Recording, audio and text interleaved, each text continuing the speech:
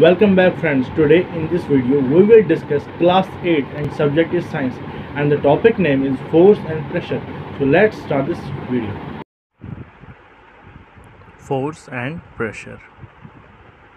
So force plays a great role in our life as it is helpful in doing any work. Like in playing cricket and basketball, we need force to play. Force is defined as a push or a pull.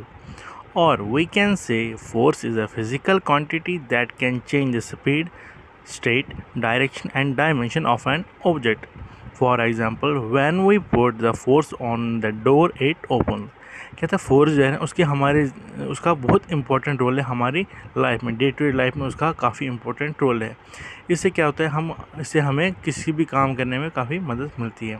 अगर हम example ले, जैसे हम cricket खेलते हैं या basketball या कोई भी गेम खेलते हैं, उसके लिए हमें क्या चाहिए होता है, फोर्स। फोर्स को अगर हम डिफ़ाइन करें, जैसे मैंने पहले ही बताया फोर्स क्या होता है, in science it is defined as a push और ए पुल। पुश यानी धक्का देना और पुल यानी खींचना, या हम ऐसे भी कह सकते हैं, we can say force is a physical quantity that can change speed, state, direction. जिस फोर्स एक ऐसा क्वांटिटी है जिससे हम क्या चेंज होता है, स्पीड यानी गति, डायरेक्शन होता है किस दिशा में, या उसकी डायमेंशन किसी ऑब्जेक्ट का चेंज हो जाता है। For example when we put the force on the door it opens. अगर हम किसी दरवाजे को फोर्स लगाते हैं तो इससे क्या होता है, वो खुल जाता है या बंद भी हो सकता है। कैसे? जब हम फोर्स लगाते हैं। फिर आया the change that force can bring are written as force, यानी किसी फोर्स लगा से कुछ ना कुछ चेंज आती है। तो क्या क्या है, तो पहला है इसका change in speed. If someone pushes your bicycle it start moving faster. In this case, the force that we applied on the bicycle changed the speed of the bicycle. Speed can be increased or decreased also. Note, force comes into play when at least two bodies interact, or we can say that two bodies are necessary to put force comes into play. कहते पहला जो है change in speed.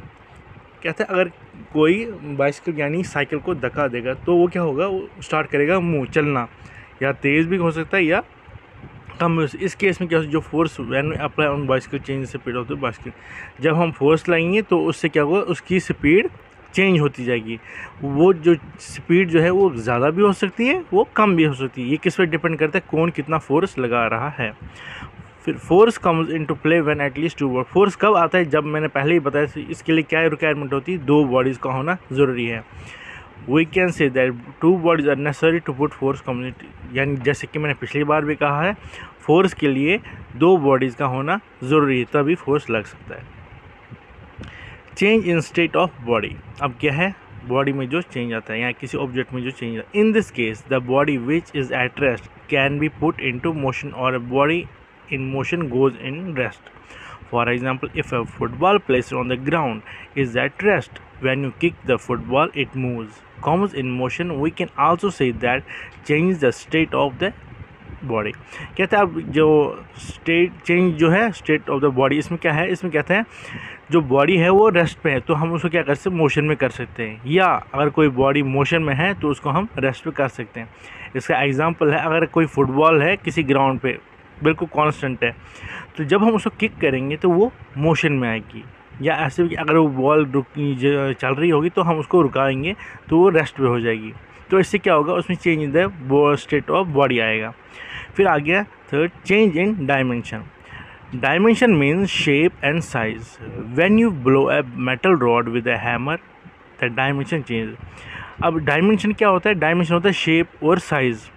अगर कि हम example लेते हैं, अगर कोई मेटल रॉड होगी, अगर उसको हम गर्म करेंगे तो फिर उसको थोड़े से बार बार मारेंगे तो उसका जो आकार है वो चेंज होता जाएगा।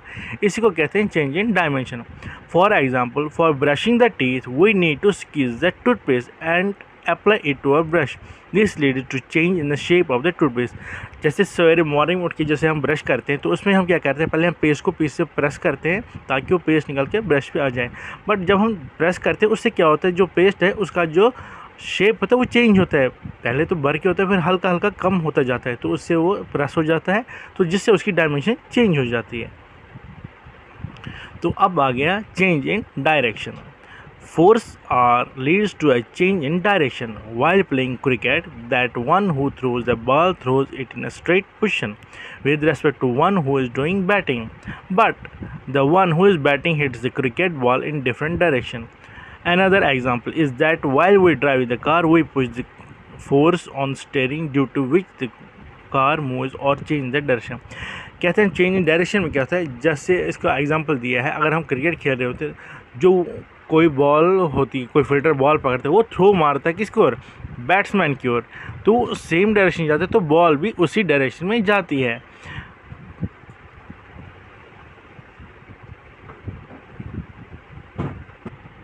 बट जब बैट्समैन शॉट मारता है तो बॉल किसी भी डायरेक्शन में जा सकती है। कैसे? क्योंकि उसका कोई दिशा डायरेक्शन बिल्कुल नहीं होती है, बॉल बैट को लग के किसी भी डायरेक्शन में जा सकती है, मगर जब फील्डर थ्रो मारता है वो पर्टिकुलर डायरेक्शन की ओर मारता है, इसलिए बॉल उसी डायरेक्शन में जाती है। इसका एक और एग्जांपल है, जब हम गाड़ी चला रहे होते हैं, हम जो फोर्स पुश करते हैं हम किस पे करते हैं, स्टीयरिंग पे करते हैं। जहाँ से हम स्टीयरिंग घुमाते हैं तो बाय डिफ़ॉल्ट जो कार है वो वहाँ उसी डायरेक्शन की ओर मूव हो जाती है। तो ठीक है बच्चों, तो कल हम इसके पढ़ेंगे टाइप्स ऑफ फोर्सेस। इसमें आएगा 2 contact force and non contact force. तो कल हम पढ़ेंगे इसके फोर्स के टाइप्स।